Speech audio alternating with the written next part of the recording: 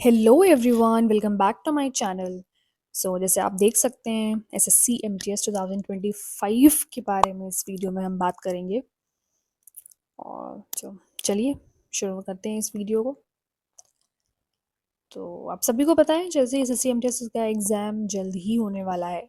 Most probably Feb में हो सकता है। और तो हमारे पास बहुत कम टाइम बचा है, तो इस वीडियो में मैं आप लोगों को स्ट्रैटेजी शेयर करूँगी, किस तरीके से मैंने कौन सी स्ट्रैटेजी से क्लियर किया एग्ज़ाम को और किस तरीके से आप कर सकते हैं इतने कम टाइम पर। तो चलिए कुछ देखते हैं। So before discussing the strategy, I want to show you my name that I cleared this exam. Aradhya Singh सब दिख रहा है। And so this was my name in the list. Aradhya Singh. And मुझे आर्कियोलॉजिकल सर्वे ऑफ, ये मेरा नाम है, और इधर मुझे जो है archaeological survey of India department मिला था, मुंबई सर्कल। ठीक है, so this is all about me. So let's begin this video. So 2025 के बारे में अगर हम बात करें तो वैकेंसीज़ जो हैं इसमें 8000 प्लस वैकेंसीज़ हैं। और सैलरी जो है वो फर्स्ट आपको इन हैंड जो सैलरी मिलेगी 32,000 प्लस मिलेगी। And it depends on X Y Z city also. But अगर आपकी होम स्टेट में पोस्टिंग होती है तो बेस्ट है, अदरवाइज थोड़ा मुश्किल है। मतलब इस वीडियो में क्या क्या है, सबसे पहले तो एग्ज़ाम पैटर्न है। क्या एग्ज़ाम पैटर्न है इस एसएससी एमटीएस का, कितना टारगेट हमें मेंटेन करके चलना है, मैथ्स रीजनिंग जीके इंग्लिश कहाँ से और कैसे पढ़ना है, प्रैक्टिस कैसे करनी है। तो बहुत ज़्यादा टाइम वेस्ट नहीं करेंगे, एकदम पॉइंट टू पॉइंट बात करेंगे। एग्ज़ाम पैटर्न की बात करें तो 2 सेशन में हमारा एग्ज़ाम पैटर्न जो है वो है, सेशन 1 में मैथ्स और रीजनिंग आती है, जिसमें कि 20 क्वेश्चंस होते हैं मैथ्स के, रीजनिंग के 20 क्वेश्चंस होते हैं। हर एक क्वेश्चन 3 मार्क्स का होता है, टोटल 60 मार्क्स के होते हैं। और ये 45 मिनट्स का होता है, इसमें कोई भी नेगेटिव मार्किंग नहीं होती है, क्वालिफाइंग नेचर होता है सेशन 1। मतलब इसमें आप पूरे के पूरे 40 क्वेश्चन अटैम्प्ट कर सकते हैं। फिर आता है सेशन 2, जो कि मेन सेशन है, यहीं से ही आपकी कट ऑफ डिसाइड होगी, सिलेक्शन डिसाइड होगा आपका। जीके में 25 क्वेश्चंस होते हैं, इंग्लिश में से 25 क्वेश्चंस होते हैं। एक क्वेश्चन 3 मार्क्स का होता है, तो 75 मार्क्स के जीके, 75 मार्क्स के इंग्लिश, और दोनों कंबाइन कर दिए तो 150 मार्क्स के होते हैं। और ये 45 मिनट्स का इसमें भी होता है, इसमें नेगेटिव मार्किंग होती है, ये आपको ध्यान रखना है। -1 की नेगेटिव मार्किंग होती है, उसी से आपकी मेरिट डिसाइड होती है। टोटल मार्क्स हमारे 150 हुए। और अगर हमें होम स्टेट चाहिए तो हमें टारगेट 130 प्लस का रखना ही चाहिए। सेशन 1 में देखें, आपके सेशन 1 में मिनिमम आपको कितने मार्क्स लाने हैं। अगर आप जनरल से हो तो 12 क्वेश्चंस आपके सही होने चाहिए। अगर आप BWS OBC से हो तो 10 क्वेश्चंस, और SC ST BW से तो आपको 8 क्वेश्चंस। अगर आपके इतने क्वेश्चन सही नहीं है तो आपका सेशन 2 आपका चेक नहीं किया जाएगा। तो आपको इतने क्वेश्चन मिनिमम सही करने ही और ईजिली हो जाते हैं। Now let's begin to the strategy of subjects, कि हम सब्जेक्ट की स्ट्रैटेजी क्या रखें। मैथ्स एंड रीजनिंग, तो मैथ्स एंड रीजनिंग के सबसे पहले हमें सिलेबस को कंप्लीट करना है यूट्यूब वीडियो से। अगर आपने पढ़ा है, कहीं से पढ़ के रखे हैं, तो आप उन्हीं नोट्स को रिवाइज करना है और सेक्शनल टेस्ट देना है। अगर नहीं किया है तो आप मैराथन वीडियोस देख सकते हो। किसके मैराथन वीडियोस देख सकते हो? आप एक आदित्य रंजन सर के वीडियोस देख सकते हो, या फिर जो भी जिस चीज़ें से आपको समझ में आए उनकी मैराथन वीडियोस होते हैं। जैसे 45 डेज का हो गया, या 50 डेज का हो गया। वहाँ पे पर्टिकुलरली एक चैप्टर के मल्टीपल क्वेश्चंस करवाए जाते हैं, एंड पॉसिबल होता है सारे टाइप्स कवर करने के। बेसिक बेसिक क्वेश्चंस तो हो जाते हैं, और बेसिक क्वेश्चंस ही आपसे पूछे जाएंगे एमटीएस के एग्जाम में। तो आप वहाँ से टॉपिक को कवर कर सकते हैं, वहाँ से नोट्स बनाइए, और फिर उसके बाद आप सेक्शनल टेस्ट दीजिए टेक्स्ट बुक में। तो सबसे पहला काम आपको क्या करना है कि टॉपिक को कवर करना है, उसका वीडियो देखनी है, नोट्स बनाने हैं, फिर उसको खुद से सॉल्व करना है। उसके बाद सेक्शनल टेस्ट लगाना है। सेक्शनल टेस्ट लगाइए। और एक काम आप कर सकते हैं कि एसएससी एमटीएस के मैथ्स और रीजनिंग के जो PYQs है ना, मैथ्स और रीजनिंग की जो PYQs है, उनको भी सॉल्व करना है। या तो आप इसकी प्लेलिस्ट यूट्यूब में देख लीजिए, वहाँ से वीडियोस देख सकते हैं, या फिर खुद से सॉल्व कर सकते हैं। ठीक है, पीवाईक्यू आपको बहुत इंपॉर्टेंट है, पीवाईक्यू आपको करना ही करना है। तो मैथ्स और रीजनिंग के लिए आपको ये करना है, बहुत ज़्यादा टाइम इन्वेस्ट नहीं करना है, पर हाँ इतना तो करना ही है कि आपको पास होना है। फिर आते हैं इंग्लिश में। The most important subject is English. सबसे इम्पॉर्टेंट सब्जेक्ट जो है हमारा इंग्लिश है, सबसे स्कोरिंग सब्जेक्ट इंग्लिश है। इसमें फुल ऑन फुल मार्क्स मिलते हैं, 75 आउट ऑफ 75 स्कोर कर सकते हो आप लोग। कैसे?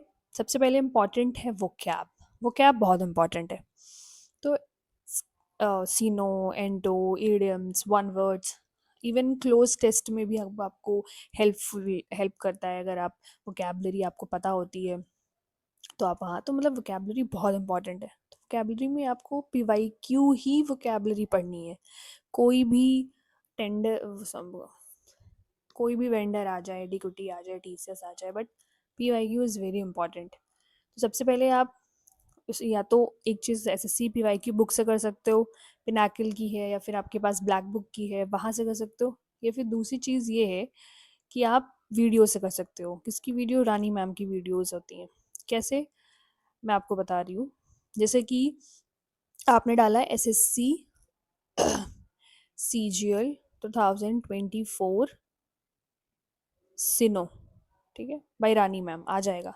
उसमें क्या होगा, मैम ने वो वर्ड्स भी कराए हैं जो क्वेश्चंस मतलब आए हुए हैं, और उनके जो वर्ड्स और आ सकते हैं वो भी करवाए हैं, तो आपको नोट करना है उनको।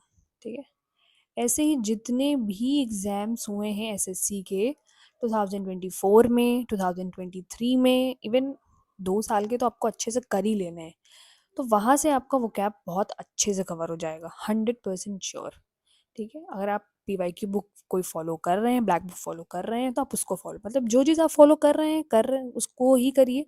अगर आपने नहीं अभी तक कुछ किया है तो दिस इज़ द बेस्ट, ये सबसे बेस्ट तरीका है। फिर आते हैं ग्रामर के लिए। अगर आपके पास अपने नोट्स हैं तो आप उसी से पढ़िए, नहीं है आपके पास अगर नोट्स, तो आप 120 रूल्स बाय निमिषा मंसल मैम कर सकते हैं। वहाँ से आपको जो है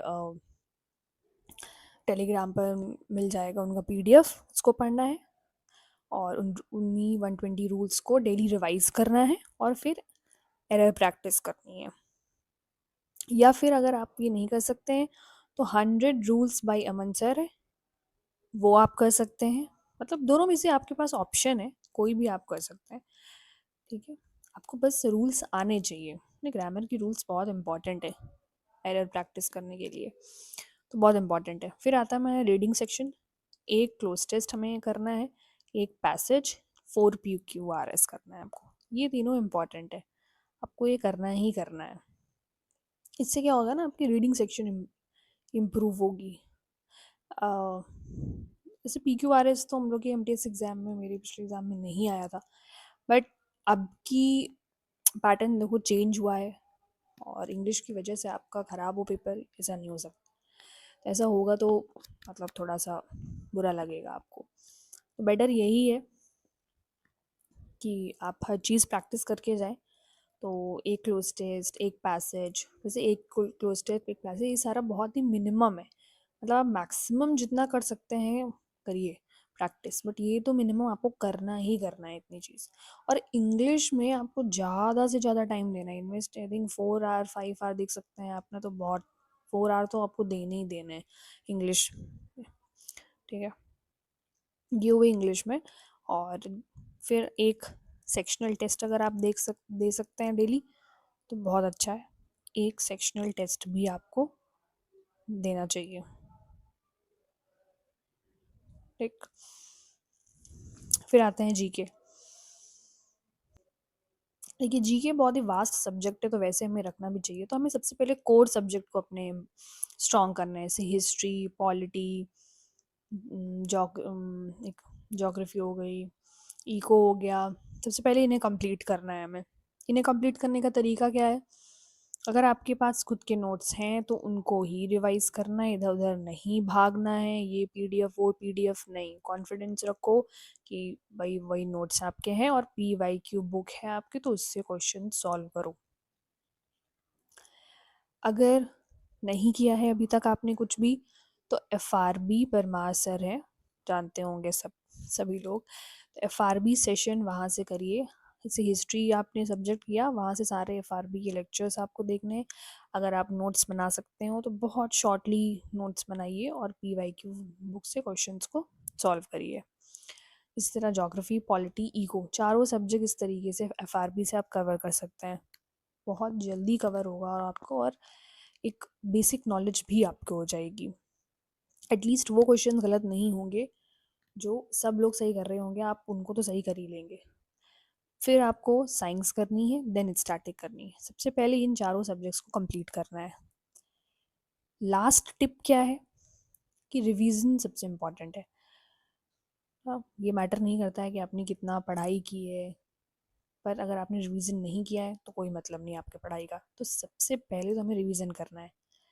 फिर हमें ये नहीं सोचना है कि ये जॉब छोटी है, क्योंकि फाइनल लिस्ट में नाम देखना बहुत बड़ी बात होती है। और जब फिर आप कॉन्टिन्यूस पेपर देते रहते हैं, हम फेल होते रहते हैं, कहीं प्री क्वालिफाई हुआ, मीन्स नहीं हुआ, और फिर बहुत डिमोटिवेशन होती है, लगता है कि हम अपनी लाइफ में कुछ कर ही नहीं पाएंगे। तो वो एक पीडीएफ में नाम भी होता है ना, हमारे अंदर कॉन्फिडेंस लेके आता है कि कुछ कर सकते हैं एटलीस्ट। तो कॉन्फिडेंट, बी कॉन्फिडेंट। कॉन्फिडेंस बहुत ज़रूरी है लाइफ में, किसी भी फील्ड में। आप चाहे कंपटीशन में हैं, फिर कहीं और कुछ काम कर रहे हो, कॉन्फिडेंस ही नहीं है तो हम कुछ नहीं कर सकते। तो हमें अपना कॉन्फिडेंस बना के रखना है, हाँ, कि हाँ ठीक है, हम पढ़ रहे हैं, हम पढ़ लेंगे, कम टाइम है फिर भी हम पढ़ेंगे, अच्छे से तैयारी करेंगे और सिलेक्शन भी लेंगे। So be confident. फिर fourth important point, practice more and more. No matter आप कितना भी थ्योरी पढ़ लो, बट आप उस चीज़ को अगर आप एमसीक्यू के फॉर्मेट में नहीं प्रैक्टिस कर रहे हो ना, तो कोई मतलब नहीं रह जाएगा।